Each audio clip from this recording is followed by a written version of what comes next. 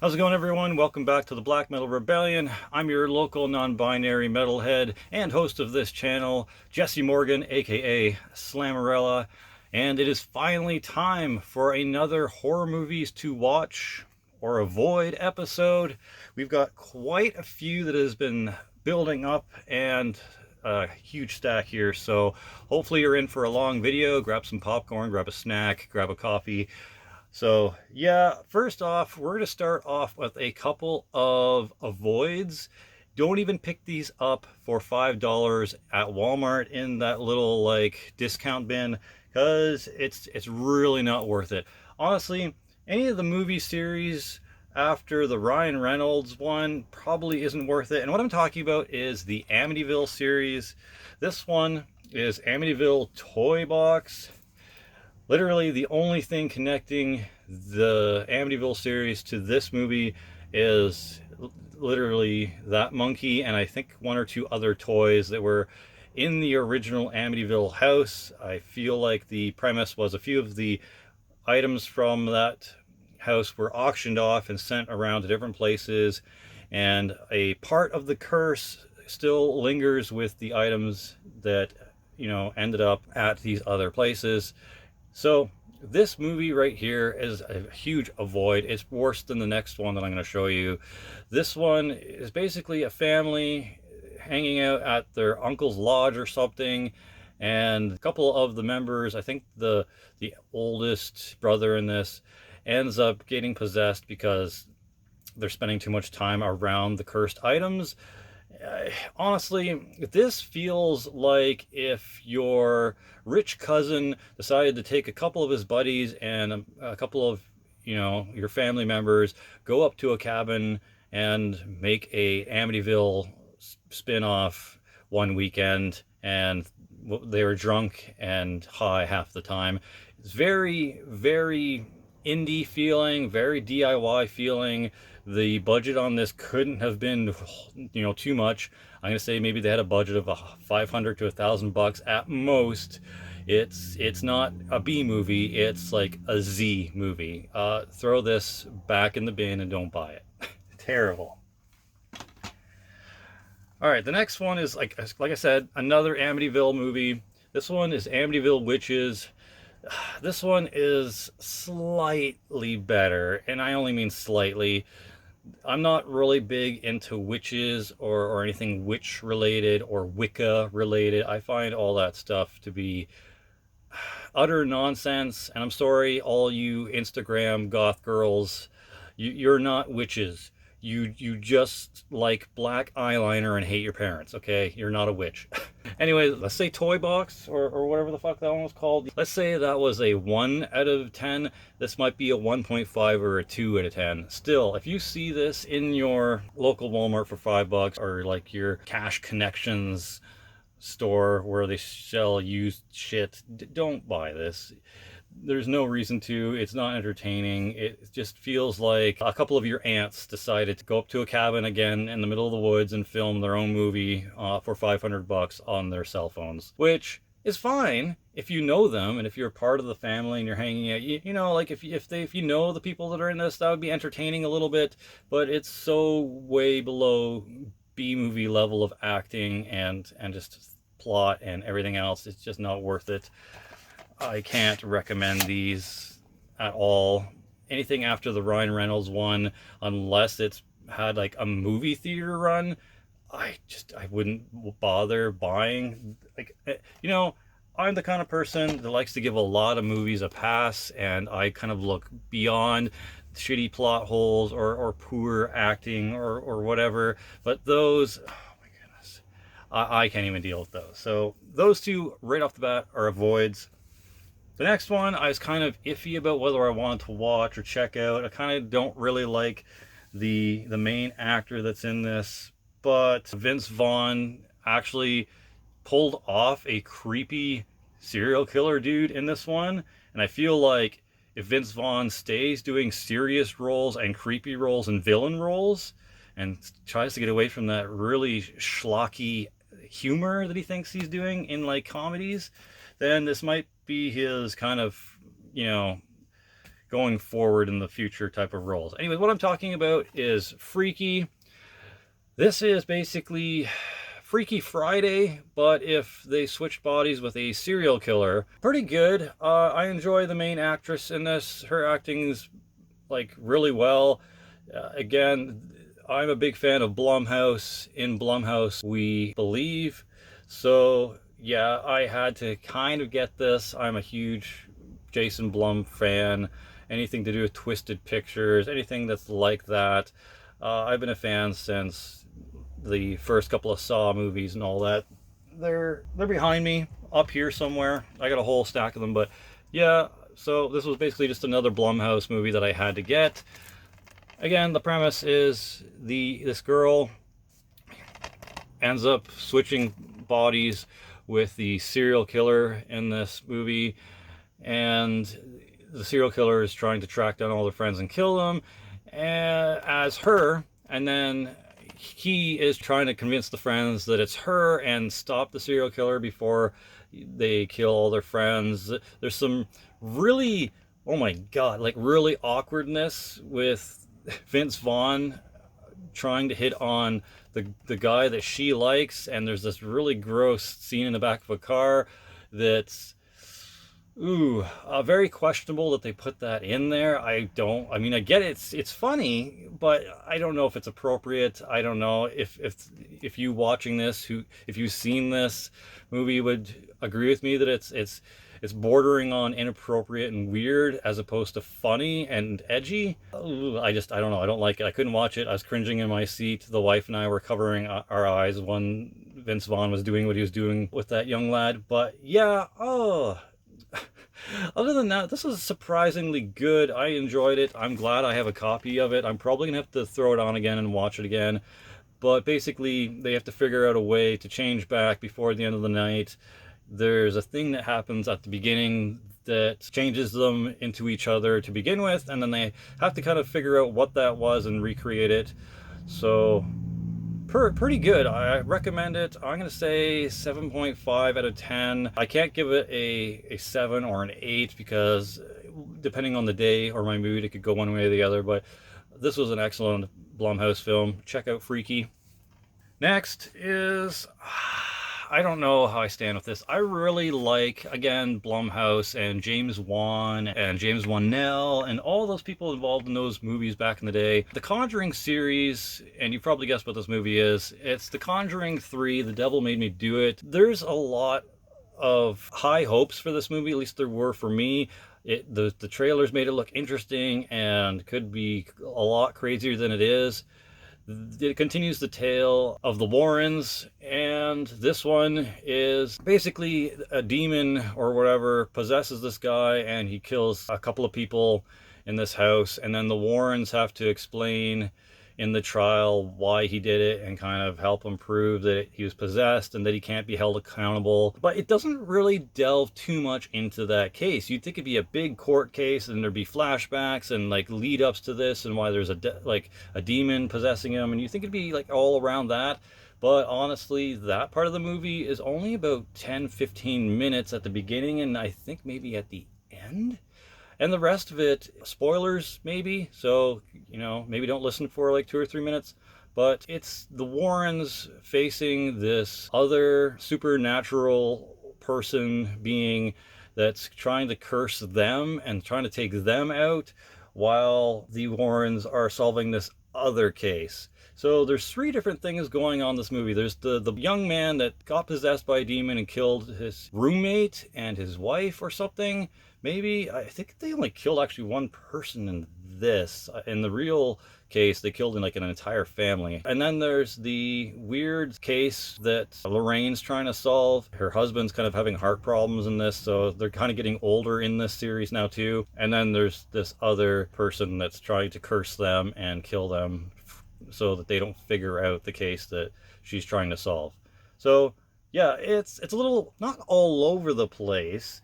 You know, each part has its purpose and they are going through it in a sensical manner, but it's not the movie that I think everyone was hoping it was going to be, and I feel like it let some people down because of that.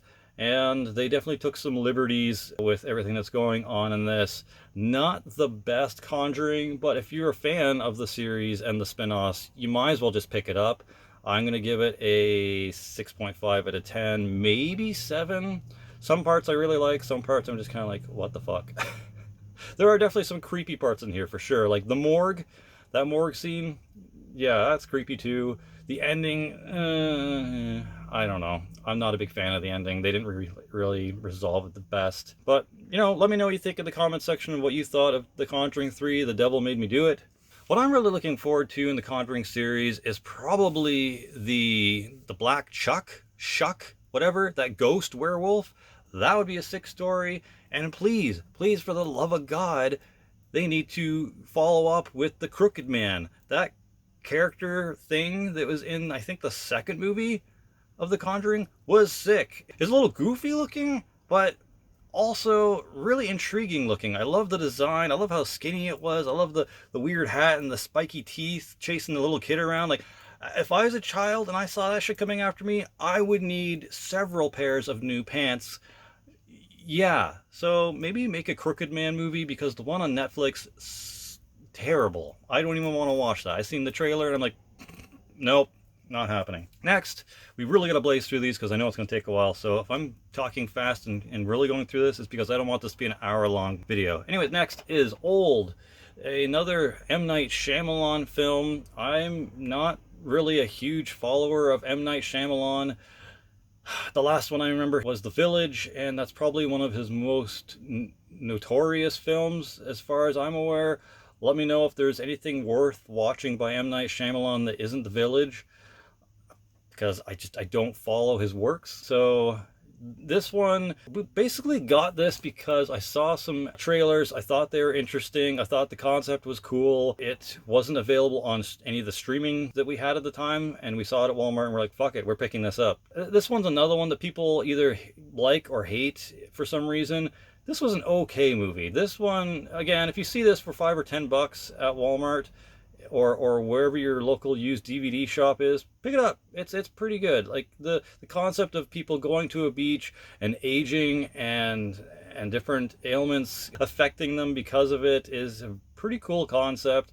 The acting is all right. Some of the actors are really good. Some of them are bad. There's a couple of things that happen in this. You're like, what the fuck? And then especially the ending, you kind of see coming. It's not like a super duper twist. You know, M. Night's kind of paints a little bit of hints here and there of what's going on. Not fully though. There's a bigger reveal at the end that you're like, oh, that's what's going on. But it's not like a super huge twist. The ending is nice too. Like there's some justice going on at the end. You're like, yes, good. I hope that asshole gets what's coming to them, even though they have the people behind the beach and what they're doing there. They see that, you know, they have a good reason for what they're doing and they're trying to help the greater, you know, the world in general, but the way they're doing it is sinister and kind of not very fair for the people that have to experience this. So yeah, I give it a pass. I think it's pretty good. Another 6.5 out of 10. It's not like a 7 or an 8. It's not like amazing, but again, if you see this for $5 or $10 somewhere, pick it up. It's fairly entertaining. All right, the next one is a double feature. This is Don't Breathe and Don't Breathe 2. Don't Breathe 1, I think, is... It's hard because Don't Breathe 1 is definitely a horror movie, and there's some sick, twisted shit that happens at the end with the turkey baster and the old dude's mouth and just stuff that you probably would never want to happen to you. And the thing that he's doing with, you know, a person in his basement, spoilers, sorry. He's the bad guy. He's obviously the bad guy. I know he's getting robbed, and I know people are trying to take his money or whatever and take advantage of an old war hero, but he, you know, he's fucked up himself. So no one in the first movie is a hero, and no one in there's like a good guy, and you can't really root for anyone. Even the sister that's trying to help her sibling, I think, even that's kind of eh. But the second one, Don't Breathe 2, is why I picked this double pack up. It was trying to mix like John Wick with a horror movie, and they're trying to make the old guy in this redeemable And, you know, I'm all for turning the other cheek, but what he did to the person in the first movie, you can't really redeem yourself after that kind of criminal activity. And even though you're trying to help out this little girl because she has a shit family, like her parents are drug addicts that work for some sort of gang, I think, or like child trafficking thing, like even though he's saving her from that and he's trying to, you know, pretend that she's his daughter and treat her well, again, I can't get on board with the film trying to make him like he's some sort of hero figure. It's basically bad guy decides to be a dad and protect this daughter that he stole from these crackheads and kill the entire gang. Like, if you ignore the fact that he's, you know, the kind of person he is, and you look at it as just like a adoptive father figure going after the bad guys, cool, fine. Then it's like your typical action hero movie, John Wick, adoptive dad kills the bad guys. Fine, but it's not that. It doesn't really work for me. The action scenes and the gore is good, but I can't buy it. I'm glad I own the two of these because I'm pretty sure this is Ghost House Pictures, yeah, which was started by Sam Raimi. So if Sam Raimi's given it its approval, I have to at least check it out. So at least I'm glad to have a copy of it for those reasons. But honestly, the plot and the characters, I don't feel anything for. So I'm gonna say it's a 5 out of 10, just based on the gore and the action scenes. But that's about it.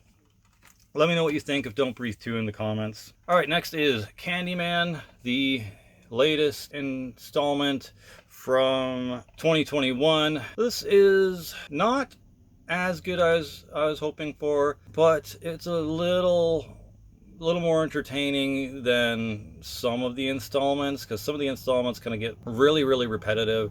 Some of the scenes are pretty boring. It's not suspenseful. It's just, I kind of like zone out for a lot of it. The first Candyman was really good, but also there's a lot of parts where you could also just like fall asleep to. It's not like an action kind of horror. It's very lore based and very cultural based. And if you're not in that culture, you're not going to get as much out of it, I don't think. I feel like this would hit me more if I was African American or African Canadian or just a black person in general. I feel like this would hit me a lot more in the feels, because there's some cultural things there and some cool like tidbits for that.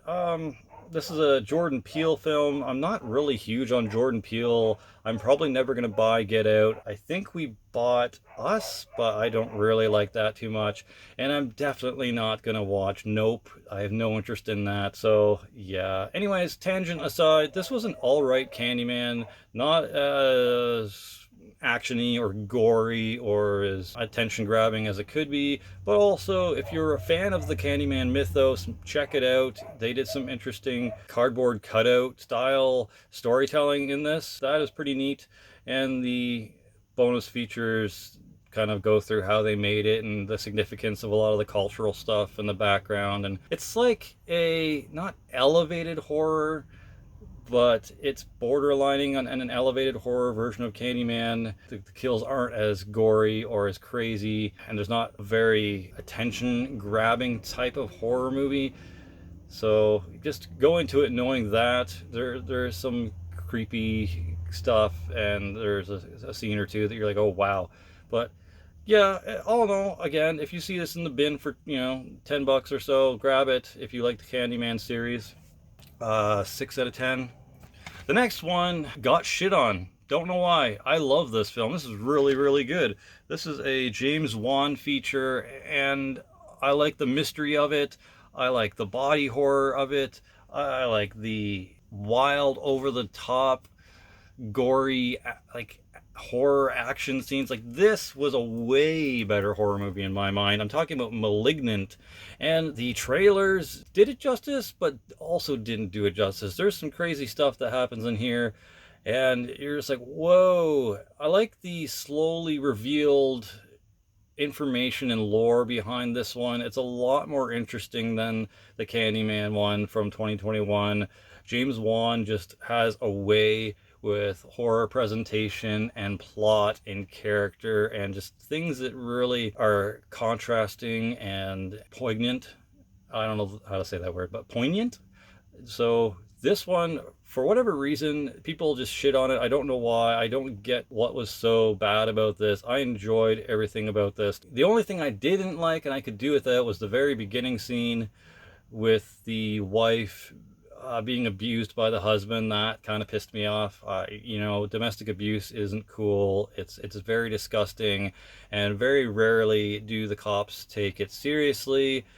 There's a lot that can be said about that. I've had personal experience with domestic abuse towards myself and towards my mother, and I've had to deal with that in life. So that part, I'm not gonna say triggering because that sounds dumb, but it definitely affected me in a certain way. So I feel like maybe it was supposed to hit home and you're supposed to be uncomfortable with that scene, but I also feel like it didn't need it.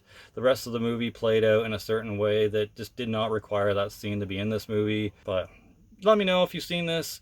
Tell me what you thought about this movie. If anything in this stack, let me know what you thought of Malignant. If you didn't like this, I'm encouraging you to be in the comments and tell me why you didn't like this. What was cringy, or what was a turnoff about this movie that made you not like it or give it a, you know, over 50% rating in your mind? Because to me, this is like an 8 out of 10. I really, really liked Malignant, and I highly recommend you pick it up for any price at your local DVD store. So yeah, definitely a win for James Wan. We've got 3 more, so hopefully you're willing to stick around. You will probably enjoy these if you're a horror fan at all, especially this one. Mind you, again, this was a polarizing film.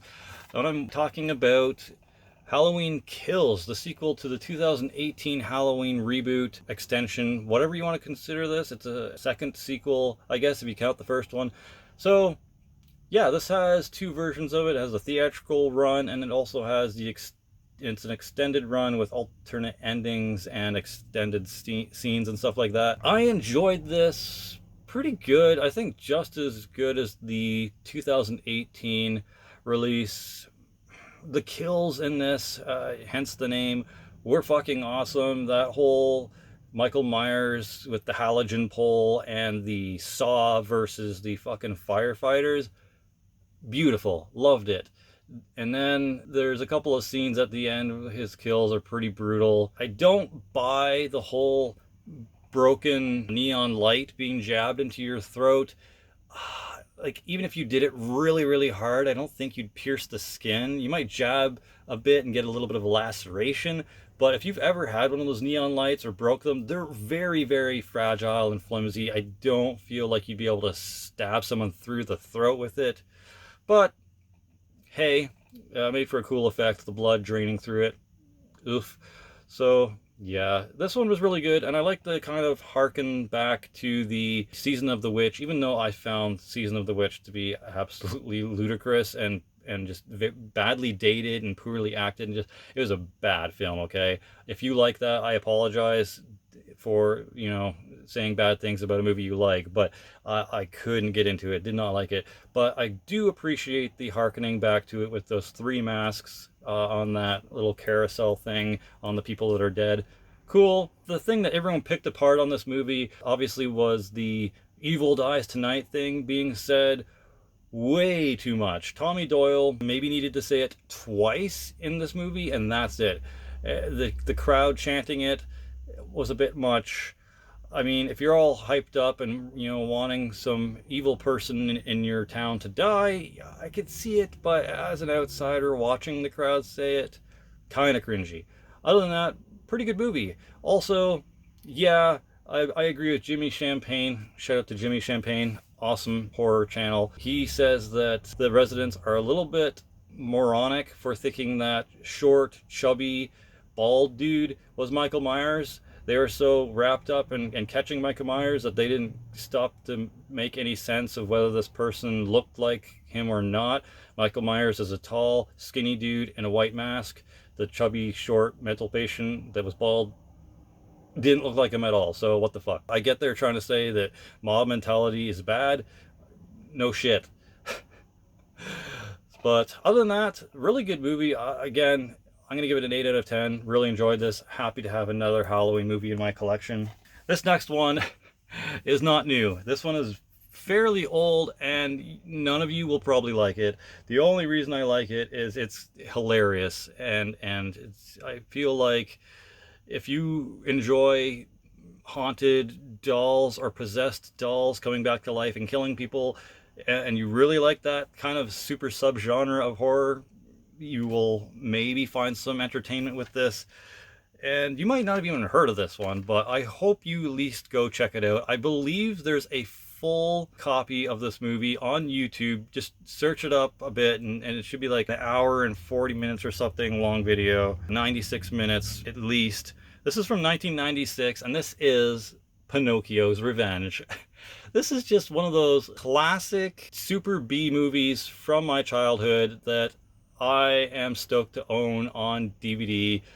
Not because it's amazing, not because it's the best acted. It's one of those films that if you see as a child, it creeps you out and you think it's weird. It's kind of a nostalgia thing, and that's the only reason that the wife and I picked this up, because we both saw this when we were probably way too young to see it, and it just kind of left a spot in our horror hearts for it.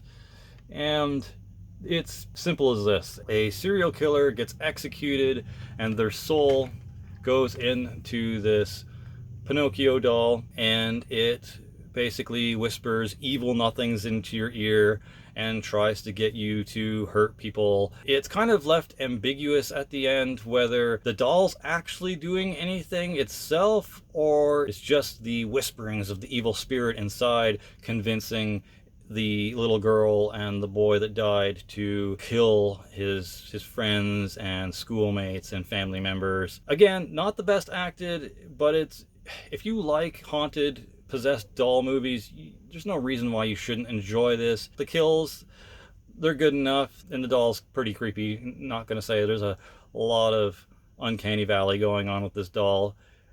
And twisted children's characters are very interesting to me. Like, trust me, I'm going to be watching Blood and Honey, that creepy Winnie the Pooh thing, whenever that comes out. Hell yeah. So anyways, hopefully you go check out Pinocchio's Revenge. If you've seen this, let me know your thoughts on it. I know that, again, it's a little bit B-movie-ish, maybe even less than that, maybe a C movie, but it holds a place in my nostalgic horror movie heart. Hopefully I can convince a couple of you to go check it out and watch it, and maybe bring back some memories for those who have seen it. 6.5 out of 10 just because. Okay, so last one, and I'm sorry this video is so long. Unless you like long videos, then you're welcome. This is the most recent Scream. This is Scream 5, sometimes subtitled It's Always Someone You Know.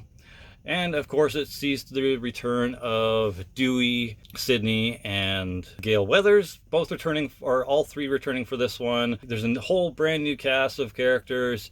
The main subtext is that someone is trying to recreate and make a better Stab sequel. So the in-movie characters didn't like how the Stab sequels were going, and they thought they were shit and disrespecting the series, so they wanted to recreate their own Stab sequel and involve their friends in it, and were lucky enough to coax back the legacy characters to get involved. And unfortunately, maybe not all of the legacy characters survive. That's all I'm going to say. I'm going to try not to spoil this because I definitely want you guys to watch this. I am super stoked for Scream 6, whatever they decide to title it. I'm very interested to see which one of the legacy characters return. I'm pretty sure Gale Weathers is coming back. I don't know if Neve Campbell is signed back on yet to do it. From what I've heard, she's not going to be in it because they're not paying her enough to be in it, which, that's kind of lame. Like, should money really be the main factor of why you return to a series where you're coveted to be in? Like, come on, get over yourself a bit, Neve Campbell. Like, I get you're an actor and you got to make money, but come on. You know, isn't the fan recognition and the glory worth going on a second trilogy of Scream movies? Just get your ass in the seat and go fucking act it, please. You're probably only in it for 10 minutes anyways. Just do it. This was pretty good. I know it's not as amazing as some people were probably hoping. It is the fifth in a franchise that we didn't probably think we were even going to get. No one really thought we were getting a movie after Scream 4. I don't think so. I think we're lucky to get this one, especially as Scream fans. I know I was super stoked and very anticipating this movie to come out. I even dressed up as Ghostface last Halloween because I was so stoked for this to come out. There were some things in here where I felt like it didn't deliver, but then some of them that really did deliver. Some of the kills were pretty cool. Someone gets stabbed right through the fucking neck and out the other side. Oh my god. And someone gets lit the fuck on fire. If you've only seen the trailers, no, it's not Chrome Face Ghostface that does it with a flamethrower. That's actually why the characters in here that are killing people actually are pissed off, because the Ghostface in their stab movies isn't like what they're hoping for. So yeah, and lastly but not leastly, that's a word, I really hope they bring back Stu Macher in some way. It would be really cool. I like the idea of him being this kind of grand puppet master behind everything, or secretly being kept in the shadows after being locked up or in a sanitarium for years and finally getting free and just wreaking havoc and whatever. I know you guys have probably seen that picture of him in the car with his face all like jigsawed up. That would be sick. I don't feel like it's going to happen, but I really wish it would. But yeah, Scream, the new one from 2021, pretty good. I'm going to give it a 7 out of 10. There's a couple of things that I wish would happen in this series, but haven't quite happened yet. But definitely worth picking up if you're a Scream fan at all, or a fan of like late 90s, early 2000s horror movies. This has the same feel. Pick it up. 7 out of 10. So that's it. That is my fat stack of horror movies to watch or avoid. So yeah, there we go. Hope you enjoyed. Lots of cool stuff to check out in here. Definitely a few things to not check out ever. And we will be doing a review probably late this week, if not early next week, for Aversia. I know you guys have been wanting me to do it for quite a long time. I just, for whatever reason, keep being sidetracked by other things and stuff in my personal life. So apologies for taking so long to do it, but I will have a review for your third album very soon, guys. Thanks for watching. For Glory, for the Rebellion, Slammerella out.